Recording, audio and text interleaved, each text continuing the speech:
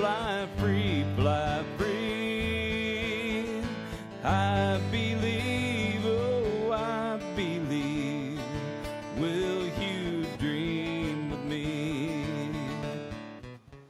Good morning, everyone out there. Welcome to Changing Times. It is Wednesday, September the 6th. It's going to be a great day today, and we have a great show lined up. I'll tell you what, we have Larry Ballard. Good morning, Larry. Good morning. I tell you what, he's been on before. He is the author of Liberty Crusade. That is a tremendous book, and if I tell you what, you can buy it on Amazon and probably other places. The Fight to Save the Free World, okay? There is so much information in this book. You need to be sure and get it. And you've got a second book that's at the publisher right now. Correct. Is it going to be out in about October? Yeah, probably October. You need to get that too, second book, because God told you to write 3 books. So the second one is Restored Republic. This lays the foundation for how we got to where we are. Okay. The second one tells people how we get out of where we are. Okay. Well, very good. You know, I know we'll do it again someday. For the people who haven't seen Larry Ballard when he first came on our show, I think you've been on 3 or 4 times, maybe, told the story about that you were basically dead and God brought you back to life after about 8 hours. And he talked to you the entire time and telling you what you're going to be doing the rest of your life, which you're fulfilling what God told you to do. So we are live at Acts Media Group headquarters in Springfield, Missouri. And this is part 1 of 2 shows that we're going to do. Next week, we'll do the second show. And so be sure and get your pencil and paper out right now. Take some notes because we're going to go rapid. Once we start with slides, we're going to go very rapid. And you're not going to catch it all the first time. So the good news is we're going to repeat this show on show 3 and show 4 in September. So you're going to see this twice. And honestly, you probably can go back anytime you want to the Acts Media Group headquarters library and see that show again. You may want to watch it 3 or 4 times, share it with other friends and take notes. Okay. So what we're doing today is a little bit different because at first we were going to talk about the collapse of the economic system in this country. And I think a lot of people see all the different cracks that we're having, you know, and so it's starting to crumble, but you're not going to do that today. You're going to talk about 911, right? And the other thing is that so when will you do the second part? Is that when we're going to do next week? So next week you want to make sure that you come because this is extremely, extremely important. Every American should be concerned about what's going to happen and what the result's going to be too. And a lot of people are going to be pretty nervous about this, but I think God has a plan, right? He does. And so this is all about God's plan. And so if you're faithful and you have a good relationship with the Lord, then I think you're going to be okay. All righty. And I think that's where we need to kind of start. We'll let you do the slides and we'll kind of go on. I've got a couple more questions we'll just kind of ask as we go along. Okay.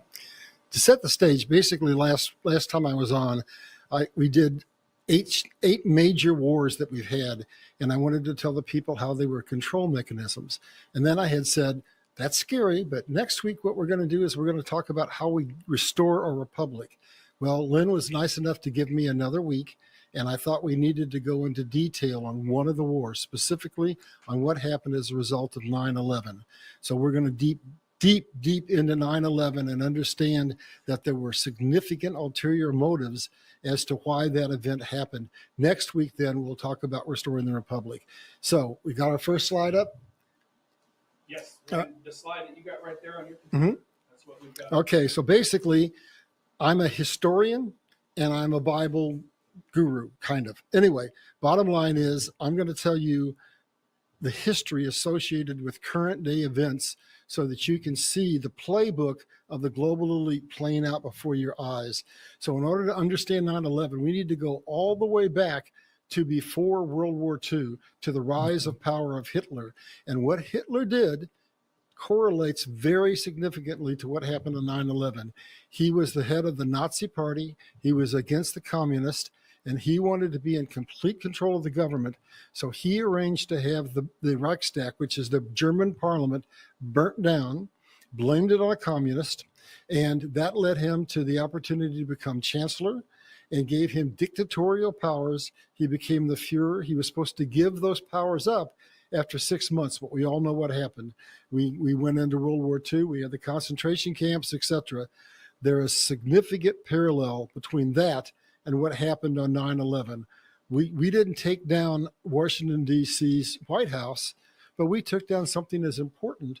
We took down the financial center of the United States, which is housed in the Twin Towers. So they were brought down, just like the Reichstag was brought down. And then just like the Enabling Act was passed to give dictatorial powers to Hitler, the U.S. Patriot Act was passed to give dictatorial powers to our president in the White House. And now look, if you look at that far picture, you see that we've got people in somewhat of a concentration camp setting. So basically, going to the next slide, the Enabling Act could circumvent all the legal systems. People could be arrested, they could be put incarcerated and had no legal rights whatsoever. That, folks, is exactly what we've done. Going to the next slide with the Patriot Act. And here's what happens. If it hadn't been for 9/11, the events of January 6th would have never unfolded the way they did.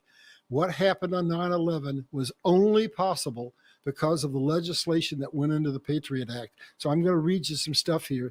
The U.S. can confine citizens without charges to court rules. That was all the way back in 2005. Coming out of the Patriot Act, it says, Section 802 of the Patriot Act classifies that any criminal act, even a misdemeanor, can be classified as a terrorist act. And in that event, here's how those poor people who protested peacefully at the White House got put in jail, have not had a lawyer, and have been rotting there ever since. It says U.S. citizens can be declared enemy combatants, be secretly arrested without charges or a lawyer or a trial, and be stripped of their citizenship, flown to offshore prison camps, and indefinitely detained and even tortured. Folks, if that is the definition of a dictatorship, I don't know what it is. We are following directly along the lines of what Adolf Hitler did to rise to power. If we go to the next slide, we'll see it gets even more heinous.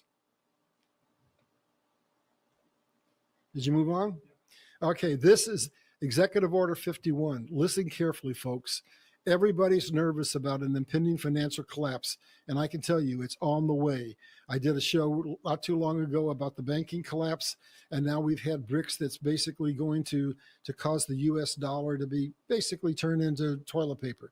Here's what Executive Order 51 does, giving more dictatorial powers. It says the president may declare an unspecified national emergency without conferring with Congress and assume all functions necessary for continuity of government, catch this, and including local, tribal, federal, and even I just lost the word I wanted, tribal governments. But here's the bad part, folks. Under that act, under FEMA, is given these powers: authority to develop plans to establish control over the mechanisms of production, distribution, energy, wages, salaries, credit, and the flow of money in U.S. institutions, including, listen up, the power to seize all financial instruments, including currency, gold, silver, and anything else if they deem an emergency exists. This is the playbook. Now I want to go back again. I want to go back to 1933, and I want you to see they just repeat the patterns. In 1933, in the heart of the Great Depression, we declared bankruptcy, and what did the government do? They said, folks, you will turn your gold in. If you do not, you are subject to $10,000 fine or 10 years in prison.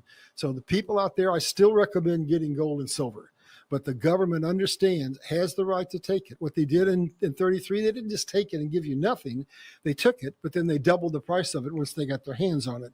So we're heading into a financial collapse, and we have very little that we can do except pray to God and believe that God's got our hands.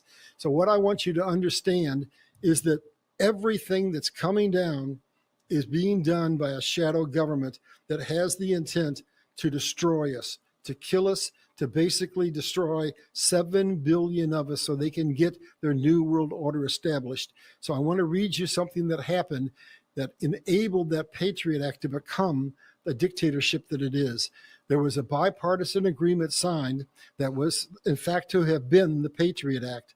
But President Bush, put in power by the global elite, pulled that document at 3:45 in the morning and placed one written by his global cronies, and it gave them dictatorial powers. I'll read you a quote here.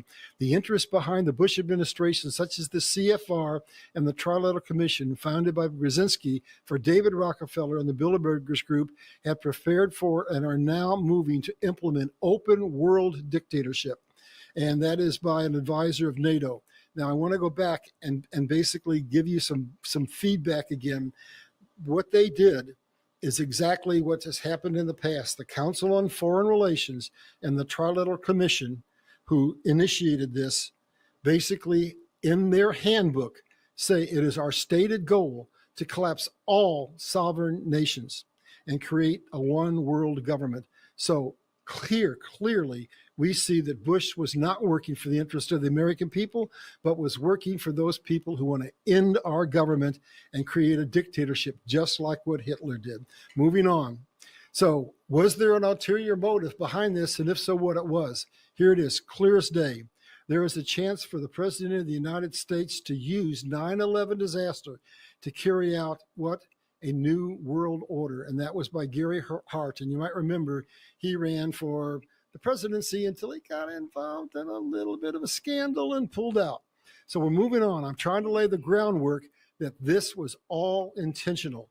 The end was to basically take us into a dictatorship, to utterly, completely, and absolutely control us. So if that's all planned, is it possible that it was pre-planned and they knew before exactly when it was going to happen and what it was designed to do? This next slide tells us that that's exactly the case. There was a report that came out in 2000 called Project for a New American Century, abbreviated PMAC. And what it was about, it was the full-blown military plan for the war that was about to happen. And it was outlined 1 year in advance. And what it said is, we have 4 principal objectives we want to achieve, and we can only do it if we can get into war. We want to expand military bases around the world. We want more money. We want to be able to topple governments that are not in line with what we want. All of that happened, folks, as a result of 9/11 and the ensuing war. So let's move on. Now, I really want to set the stage to say, you can't look at an event the day it happens. You have to look at an event years before, because they stage these things. So I want to show you that the planning for 9/11 started years before. So I want to read you a quote. And what you're looking at here is you're looking at the Oklahoma building that was blown up. Mm-hmm. And what did that do? That gave us a precursor for the Patriot Act, because it caused a terrorist bill to be passed. What the CIA has done, this is a quote from a very important person, because he is in the inside of the CIA. What the CIA has done to this country is unbelievable. The CIA is behind most, if not all, of our terrorist attacks. We had Pan Am 103, we had the USS Cole, and we had the Oklahoma bombing. 1 year later, the Oklahoma terrorist legislation is passed that takes us and that takes away our rights, and that is coming from Ted Gunderson. And listen to his credentials. He's in charge of the U.S. Bureau of CIA in Los Angeles. So this is an insider telling us this was planned in order to take our civil liberties away and move us to a legal dictatorship. Moving on. Now, this is a guy who's somewhat controversial, so let me give you a little bit of an idea who he is. This is Aaron Russo. He was a film producer. At one point, he ran for political office and lost, but he had a lot of money and some connections, and he got a chance to meet the Rockefellers. And what I'm going to tell you on this slide is basically a conversation that occurred between him and David Rockefeller at one point in time. So they're having a conversation, and this quote is from that. It says, 9/11 was done by people in our own government, in our own banking system, to perpetuate the fear of the American people. The idea is to keep us constantly in fear so we can be controlled, to subordinate us into anything the government wants them to do. That's what it's about, to create an endless war on terror. So now let me interject something. When this war started, Bush came on and said, this is going to be a generational war lasting 30 years or more. Why? We could have ended that war anytime we want because they had a political agenda. And one of the key things was to drive us into debt. Before this was done, that war and the associated costs with it cost us $13 trillion. Think about what America would look like if we had $13 trillion to rebuild our infrastructure, to build factories, to take care of people's social needs. We would be that shining city on the hill. And instead, we're on the brink of financial collapse. It's all planned to bring us down. And what I'm trying to do is ring the alarm button here so that when we talk next week about how we have to restore this republic, and I call for you to stand up and to stand united and take this country back, you'll take this seriously, because folks, if we don't, we're not going to have a country in a short period of time. So I want to get down to the bottom. The end goal is to control the whole society, to have the banks and the elite people and some government controlling the whole world. That was what David Rockefeller said when Aaron Russo asked him, what in the world is this all about? To control us and to give control to the one world government that want to enslave us and kill most of us. So go on down to the next one, if you would. And you guys may not, if you aren't historians like me, you probably don't even know who this person is. It's Larry Silverstein. He was a politically connected real estate agent or a builder, and he happened to have bought the towers 7 weeks, I think it was 6 or 7 weeks before they came down. I want to tell you what happened. So basically what happened is in the time from he bought it until they came down, it was only 7 short weeks. The first thing he did, think if this doesn't sound like, oh, there was a plan. He renegotiated the insurance policy and got double indemnity. Listen, in the event that the towers were brought down by what? A terrorist attack. And he got permission to rebuild the towers in that event. And what people don't know is they had been trying to figure out a way to take those towers down for years. They only had about 50% occupancy, and they were virtually condemned because they had so much asbestos in them. And so they had 2 towers they didn't know what to do with. And guess what? They got demolished for free. And he got the right to rebuild them. And he only spent a little over $100 million to acquire them. And 7 weeks later, he gets an insurance policy that pays him $4.5 billion. Wow. Does that sound like a plan? Yeah. You got some questions? No, I tell you what. So one of the things I'm thinking about is, as you're talking about this 911, you think it's possible that we could have another 911 event like this? That's why I'm doing this. Yeah, I mean, because that's what you need to tell the people. The people need to listen to this because this is fascinating. I mean, it really is, and it's kind of scary to think that we're all kind of like puppets, running around not knowing what's going on, but no, I just continue. I think this is great. Absolutely. This is why I'm doing this. I look at the Bible and I say, there's some things coming up. We're in a Jubilee year. It ends the 15th of September. When did 9/11 happen? On September the 11th. Historically, I see patterns. And when we get to the end of a Shemitah year, which is every 7 years, or a Jubilee, which is kind of a super Shemitah, we generally have some kind of a financial collapse. So is a financial collapse looking like it's imminent? Absolutely, because BRICS has come on, and BRICS' stated objective is to take away control of the U.S. dollar as the world's reserve currency. And they just finished a meeting, and it gives them power to buy internationally traded commodities in other than the U.S. dollar. India just bought millions of barrels of oil using their currency, and now they control 1/3 of all the international trading that's done. That, folks, is going to cause a cascade that over the next few months is going to cause the U.S. dollar to go into probably hyperinflation. So I'm looking at that event and saying we could have a significant financial collapse. Then we move to the 25th of September, and that is the new year. That's Rosh Hashanah. And these global elites are enemies They're basically demonic forces. And guess what? They love to do things around biblically important dates.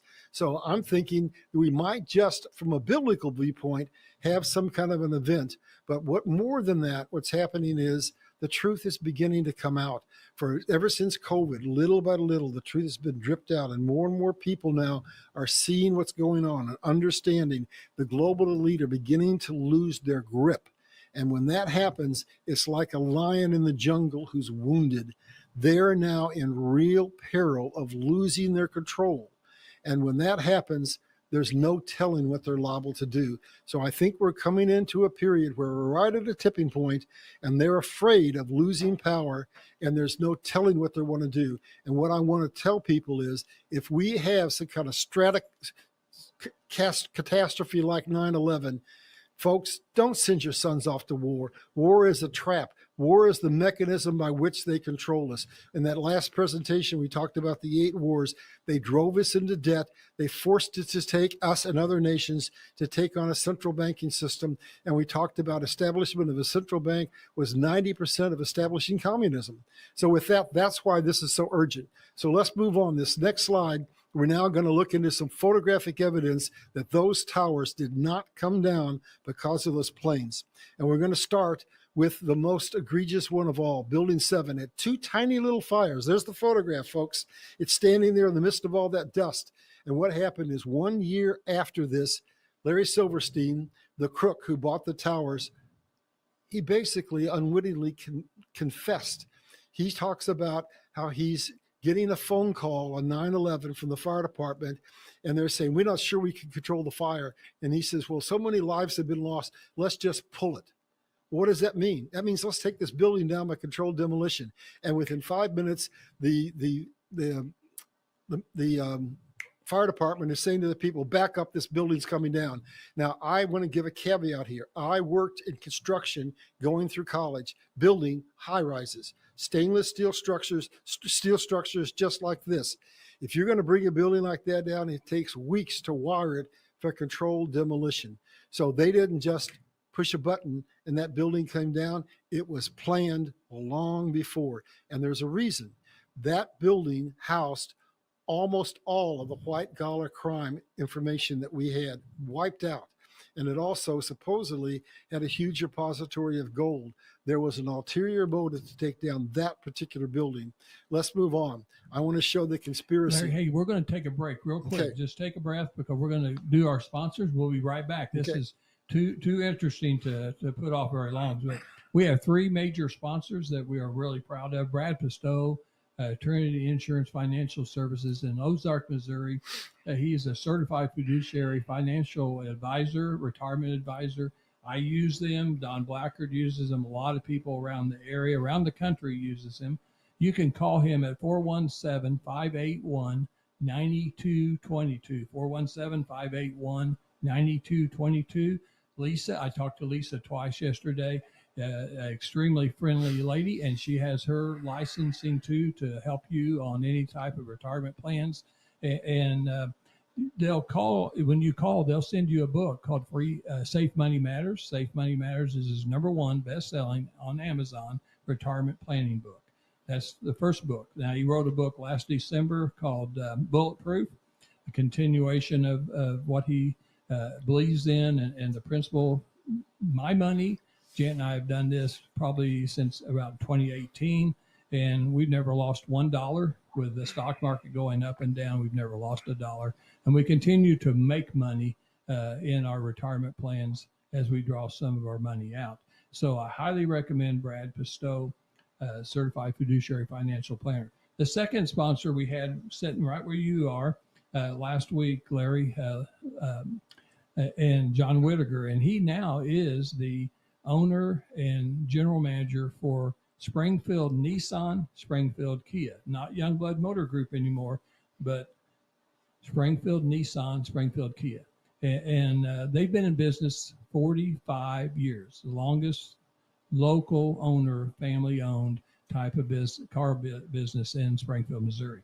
Our third sponsor is Louis Michael. He usually sits right there when he's our sub co-host, and He's a realtor for the firm in Ozark, Missouri. And not only is he a realtor, he is also very involved in his own nonprofit organization, Choosing to Live. When he was growing up, when he was in high school, senior, he almost took his life. And he's told that story many times. And he now is available to help anyone that's feeling depression, anxiety, any type of mood changes, nervous system, mental health issues, to choose life over death. So Louis Michael is just a great guy. And you can reach Louis Michael on by telephone, and even though he's out there in the woods showing agricultural land or selling a house or whatever, his phone number 417-988-1086. And he's an Elvis impersonator. A lot of times he'll sing an Elvis song while he's on the air. And so we miss him. He's been out of town, and so he's not here today either. But that's our three sponsors. We really appreciate them. That's what makes our show go. So let's go again. All right, what we've been talking about, folks, is motive. They had an agenda. But if you look at any criminal case, you need to put together something that says you have motive, means, and opportunity. So now we're going to go to the latter two, and we're going to talk about how they had the means and the opportunity. So Franklin Roosevelt said, in politics, if something happens, you can bet it was planned that way. There's no such thing as a coincidence. So I want to tell you about this slide and about one of the Bushes, Marvin Bush, youngest brother of President Bush. Just think about it, folks. What are the chances? He happens to be a major financial owner of Securicom Securities, and he's on their board. And it just so happens, coincidence, that firm has the security contract for not only the Twin Towers, but for Dulles Airport and for United Airlines. Could that be the inside man?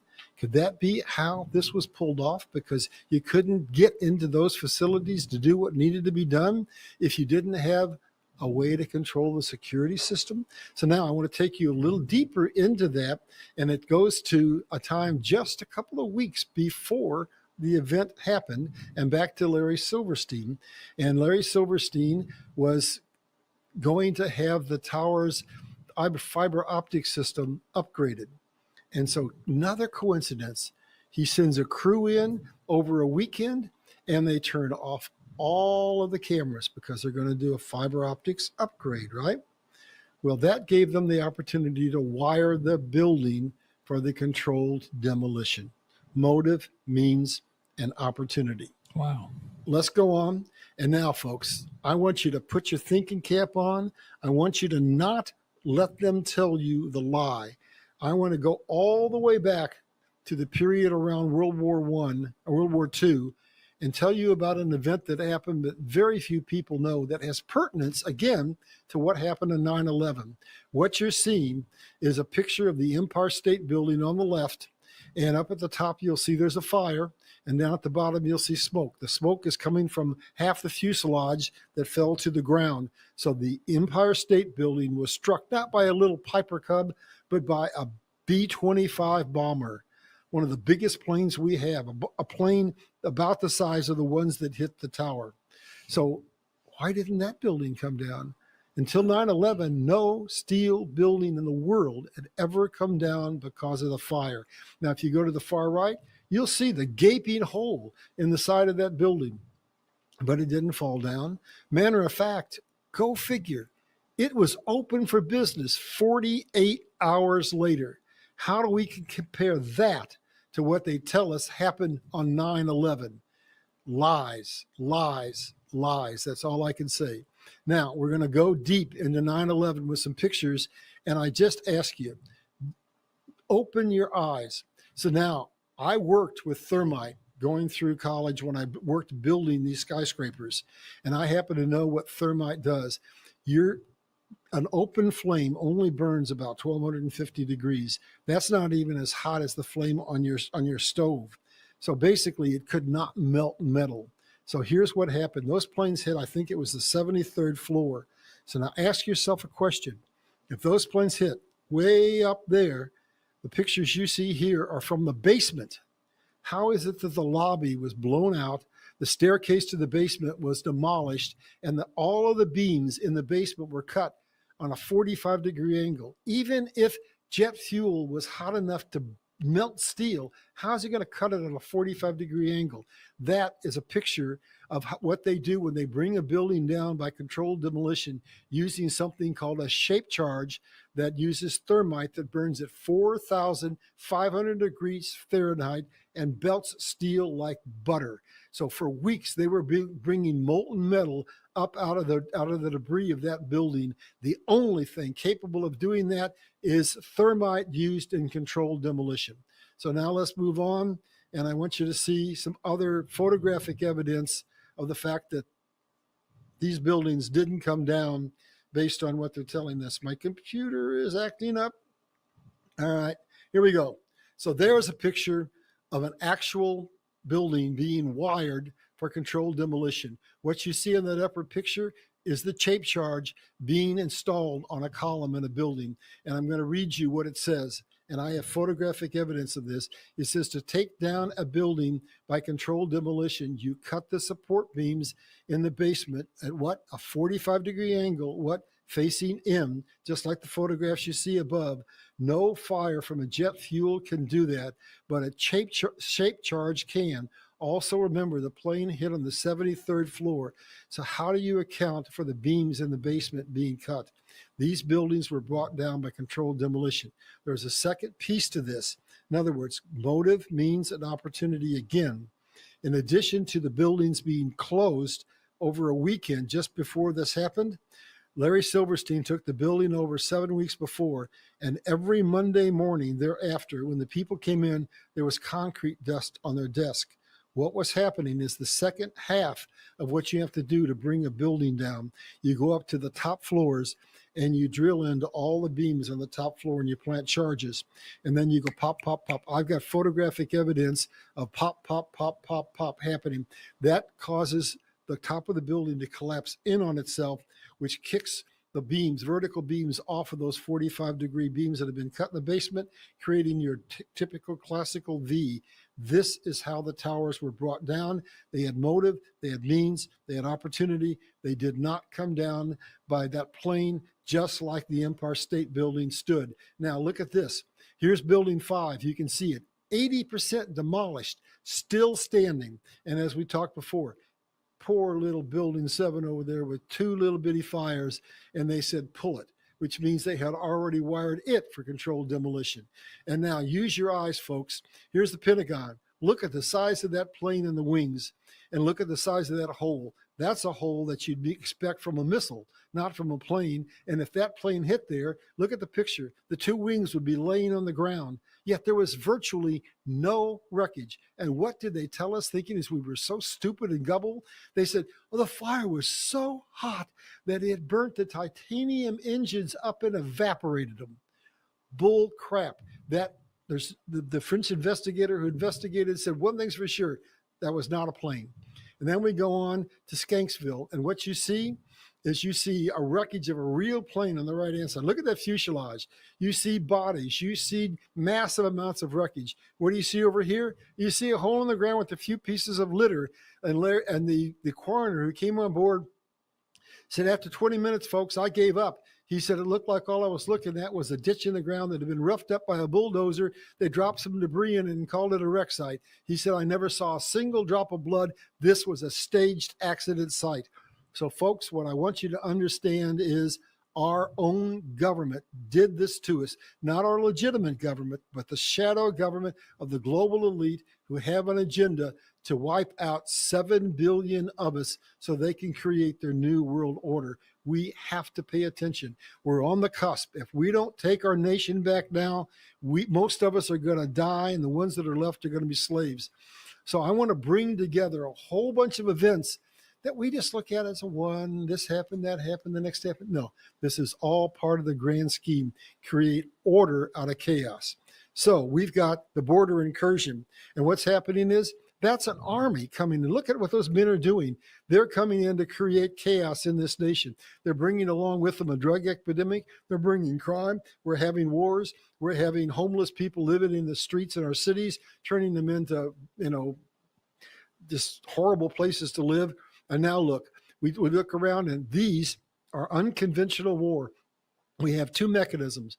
We have direct energy beams that can cause a fire in Maui, for example. We have HARP, which is a military weapon that we acknowledged that we owned as far back as 1977. And we said, yes, we own it. And we have signed a treaty with Russia not to use it across our borders because they have the same weapon. And we acknowledged in that treaty that it can cause hurricanes, droughts, tidal waves, volcanic eruptions, earthquakes, all the things that we see. We just had a hurricane in California. I'm 76 years old. There's never been a hurricane in California in my lifetime.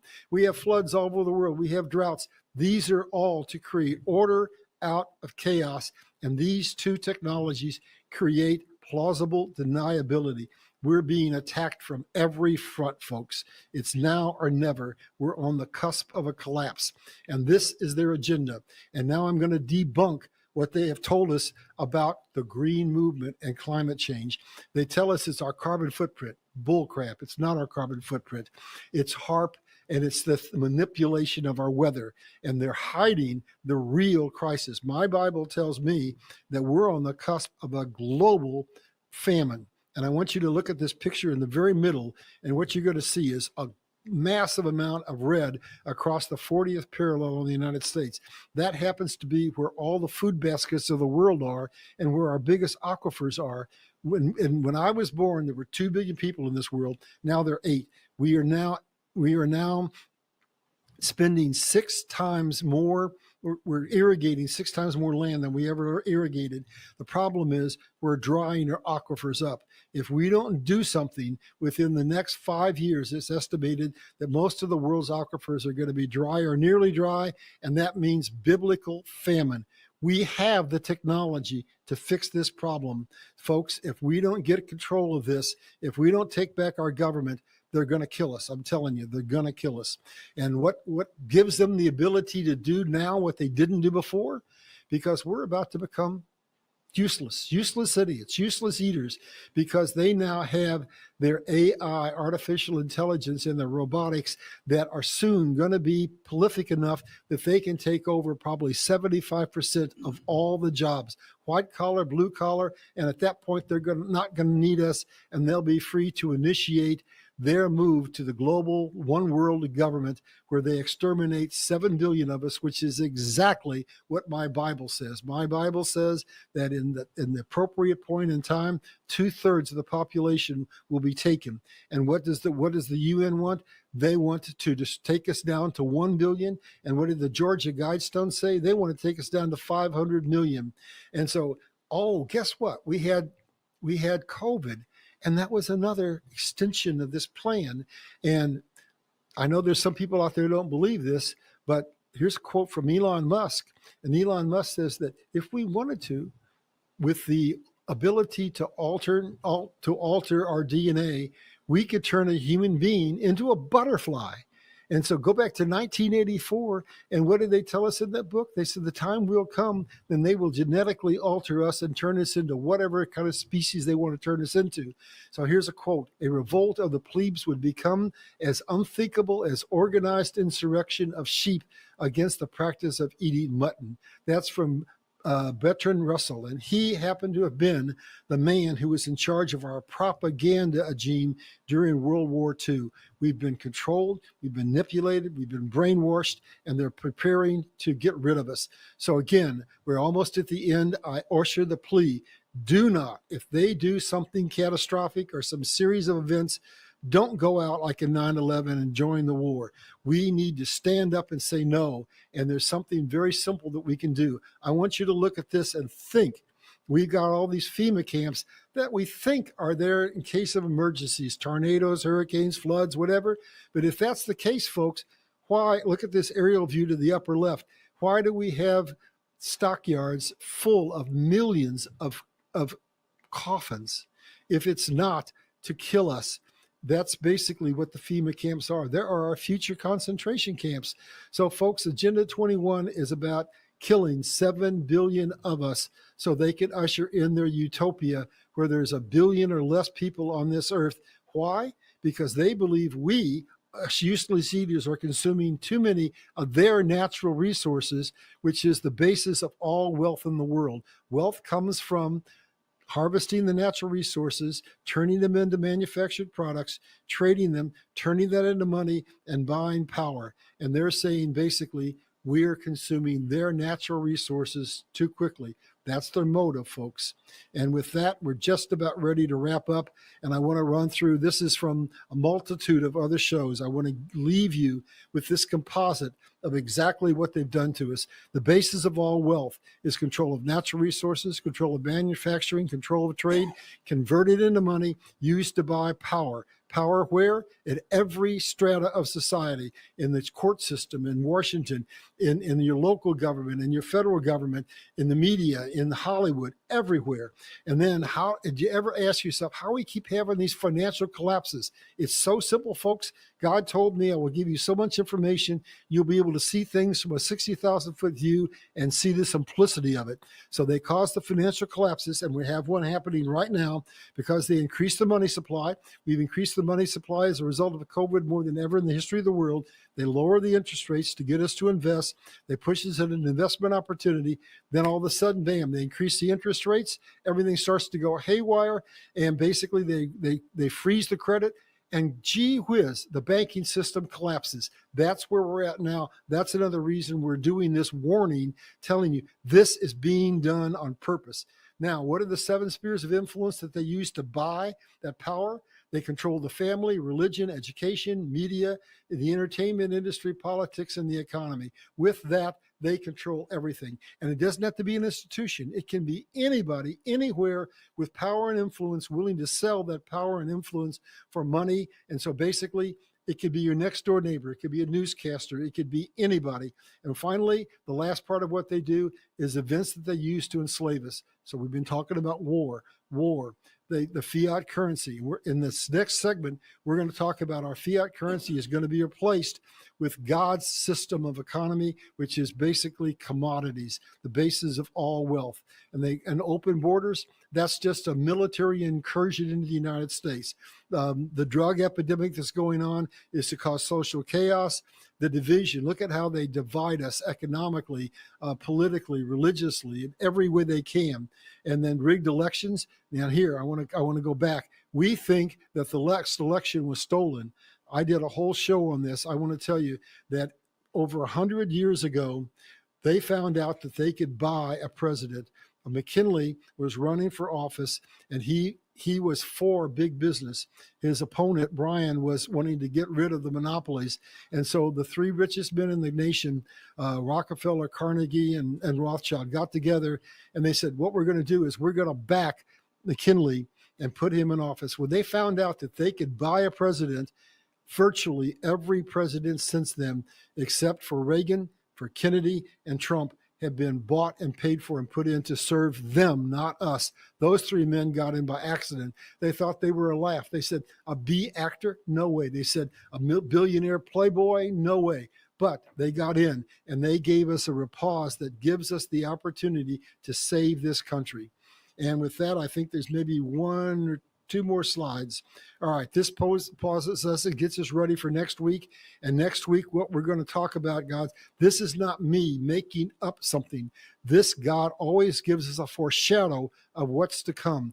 I'm going to take you through an historical set of events that saw America over a 34-year period immediately following the Civil War rise to the wealthiest nation in the world, superseding England that had a 300-year head start. And guess how they did it? They did it by creating a system that shared wealth and resources with every nation in the world.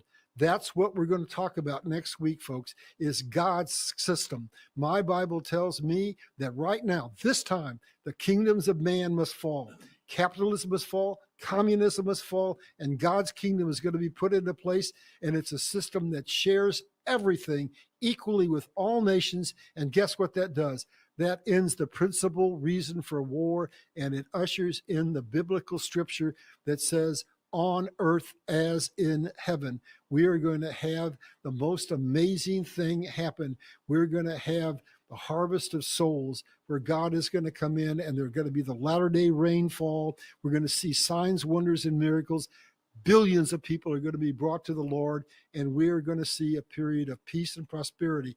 But it means God never does that until we, the people, have our eyes opened and are willing to stand up and participate in saving our own selves. So next week, I'm going to give you the power that you need to be a part of saving this nation, saving your life, and saving your family. And with that, basically, I just want to point out that it's an emergency. And if you like what you've heard, this book, Liberty Crusade, will tell you the truth that will empower you so you can stand up and help do what? Save this republic. We haven't been a republic since 1933. In 1933, when we declared a bankruptcy, we became a democracy.